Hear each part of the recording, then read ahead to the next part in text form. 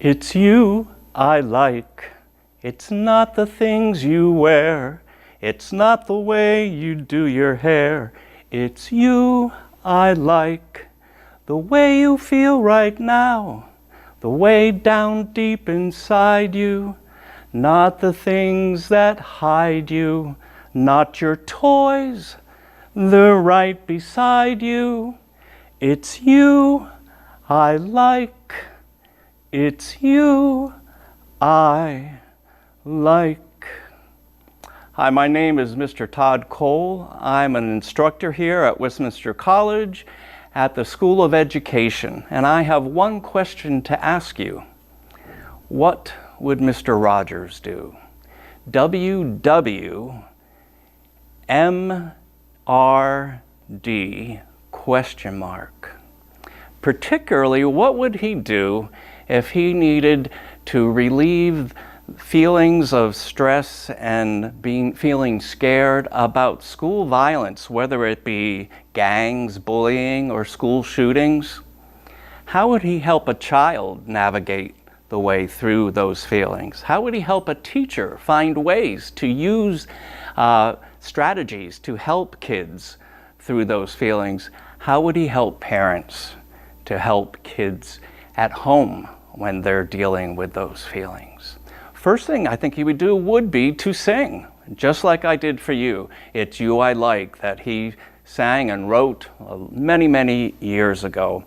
And to sing to our little ones, the youngest of our kids, about things that talk about how we feel and how we should feel about ourselves. Youngest of kids need to hear it over and over and over again. And Mr. Rogers was very repetitive, even in his song, It's You I Like. You hear, It's You I Like, many, many times, so that the child can take that with them and hopefully foster it and help it grow as they become members of society more and more as they age through their years of school and then also becoming an adult. So he would sing first, but then he would also say, if it's mentionable, it's manageable. So if a child mentions it about how they feel scared about something that happened in school, or maybe they had a drill in school and it scared them, if it's mentionable, it's manageable, but it's also to be addressed on an age-appropriate level. And ask simple, direct, open-ended questions, such as, well, what have you heard? How does it make you feel? Is there something that I can do that would make you feel better about this situation? Open-ended questions that don't require a yes or a no, but it starts the conversation, and then you see more of what you can do to help that child, whether it be your own child, a student. He also offers some key words up here. Don't allow young children to watch the news on TV, really up to 7 years old. Don't allow them to watch the news. It's pretty scary. But then after 7, would you watch the news with your child so that you can talk about what's happening? Focus on feelings. What do you do with the mad that you feel so mad you could bite? Feeling emotions is part of growing up. It's how you express those feelings that is important. It needs to be taught. Mr. Rogers wrote a whole song about feeling mad, and he did get mad, but it was how he expressed those feelings and eventually used those feelings to be developed in something else. He would bang on the piano to get rid of his anger, and then eventually it would transcend into something beautiful. So that was his way to get rid of the feelings of anger. If we help kids find ways, maybe it will be through art, maybe it will be through writing in a journal, maybe it will be talking to someone they trust. But if we give them those strategies or avenues to help navigate their thoughts so that they will no longer feel mad, but will be able to address those feelings and maybe transcend into something else. Mr. Rogers played the piano to release his anger.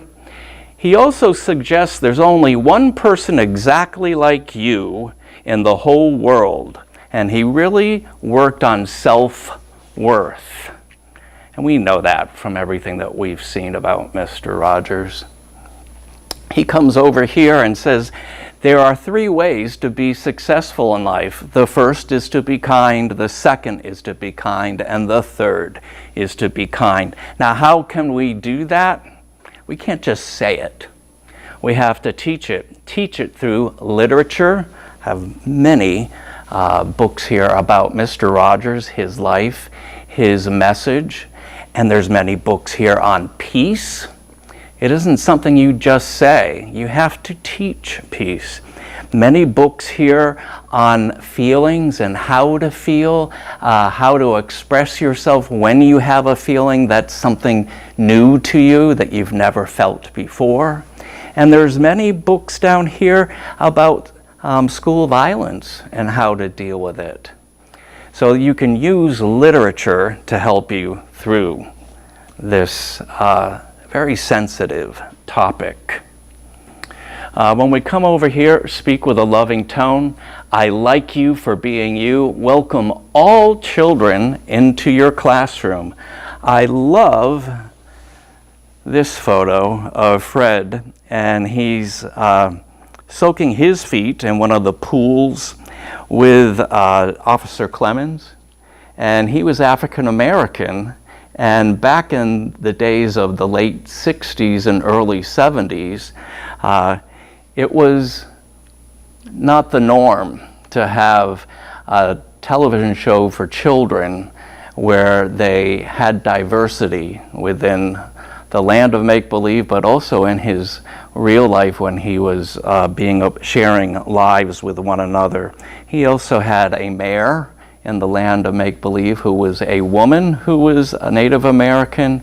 So we want to welcome everyone into the classroom, and that's key in order to develop these safe feelings where kids will not develop anger and foster it and keep it inside of them. He also used music, right, as one of the avenues, and here he is with a young boy at the piano. I love that picture. Music helps us express our feelings. Okay, if we look way up here, teach peace. He said, peace is much more than the opposite of war. Model being peaceful neighbors. Read children's books on peace. So again, we can't just say we need to be peaceful neighbors. Model it, read about it, celebrate it.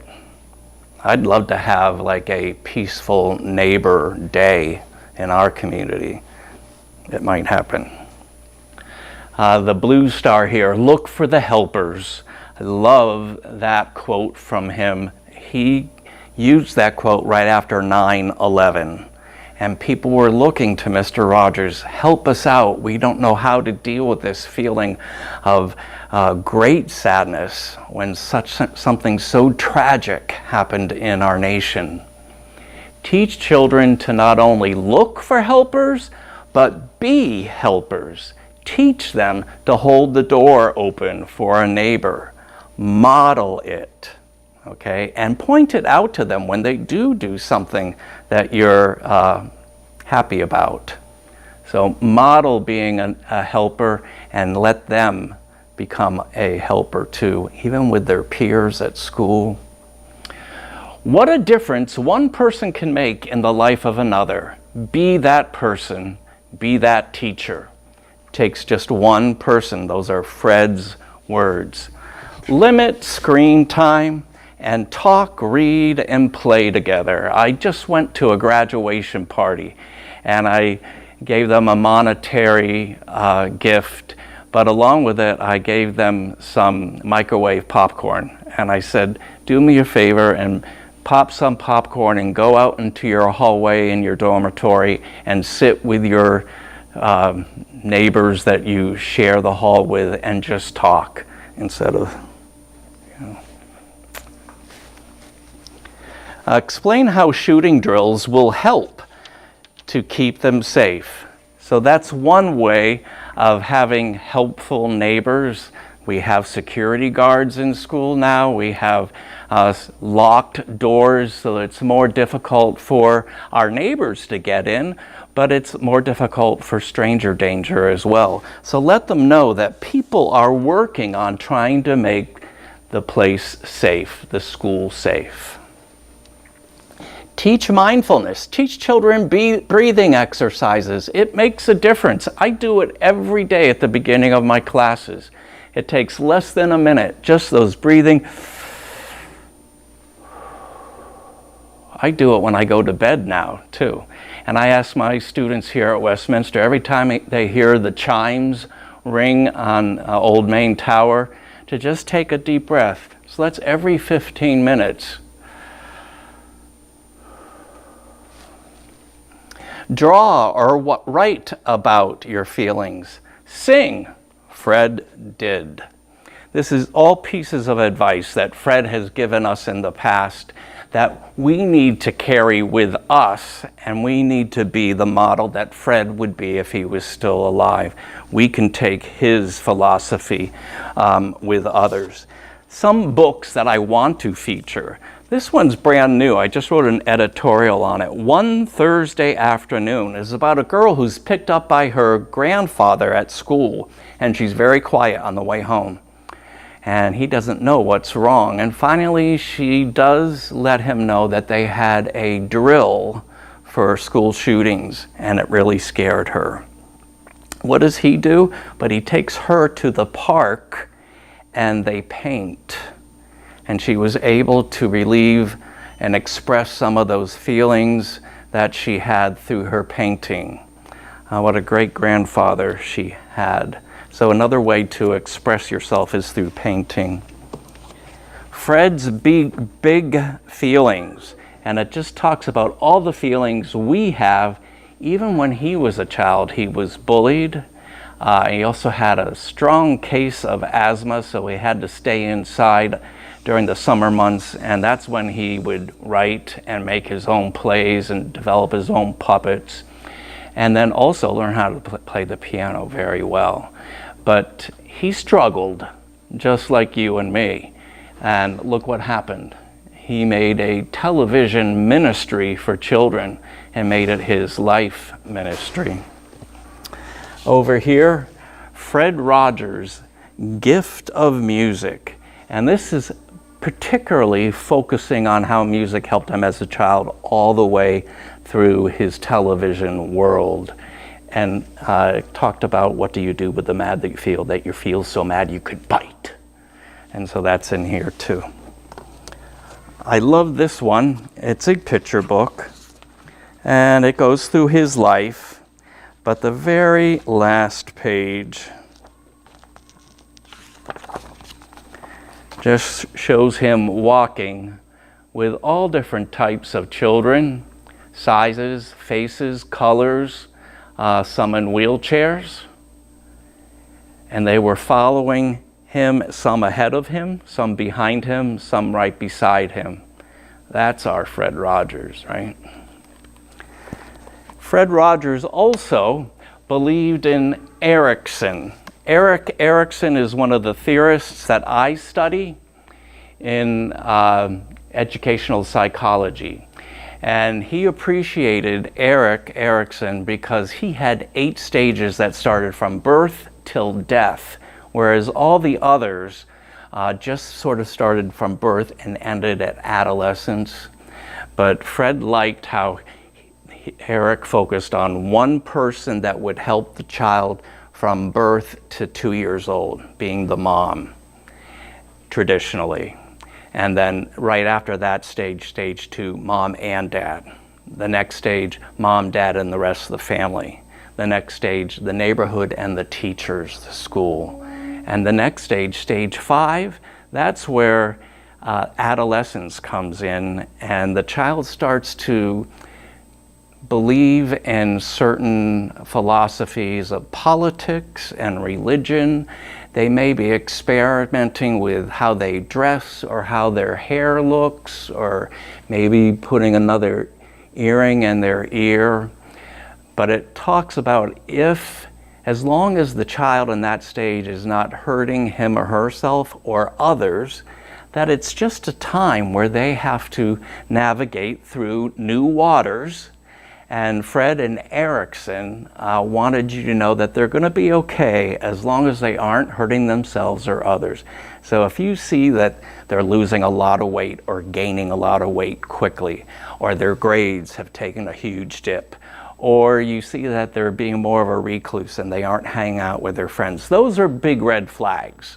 If they are starting to take an interest in politics that might be the same as yours or different, or asking questions about religion, that's the time when they start to develop their own opinions about society. They're getting ready to contribute to society because they're going to be leaving those years and be going into college or getting a job. The next stage being stage 6, from 20 to 45-ish, where they meet their life partner. That may not happen, didn't happen to me, but I had all those other stages secure. And so all the people along the way that were very helpful to me helped me through that stage. And then 45 to 65, that's where parents are starting to look through the eyes of someone whose kids have left them. They've gone to college, or they've gotten their own job, married, having their own kids. What are they going to do? And they look to their colleagues and their community to help them, and they become more philanthropic and give back to society. And then the last stage, from 65 to death, they are just wondering, have I been a good neighbor? Have I contributed to my community? Or am I going to be a grumpy old man and just sit there in my recliner and look back at my life in disappointment? So those 8 stages of Erickson, Fred followed, particularly all the way up until adolescence. But if you want to know what you think Mr. Rogers would do, think about all of these strategies. Think about creating peace in your neighborhood through modeling it through literature. Think about being kind by being a model for your child and teaching them how to live their best life. Teaching them by giving to others. Reminding yourself that you probably shouldn't be watching TV or at least the news with a very young child. And then as your child gets older, watch it with them, the news, so you can talk about some of the hurtful things that are happening in society. Also remember, how are we going to deal with our feelings? Maybe it's playing the piano, maybe it's writing, maybe it's singing, maybe it's drawing or painting. So many avenues we can take to help us answer this question: how would he explain school violence? How would he help hinder school violence and shootings? Something to think about. This is Todd Cole and my good friend, What Would Mr. Rogers Do? WWMRD ? With a peace sign at the end.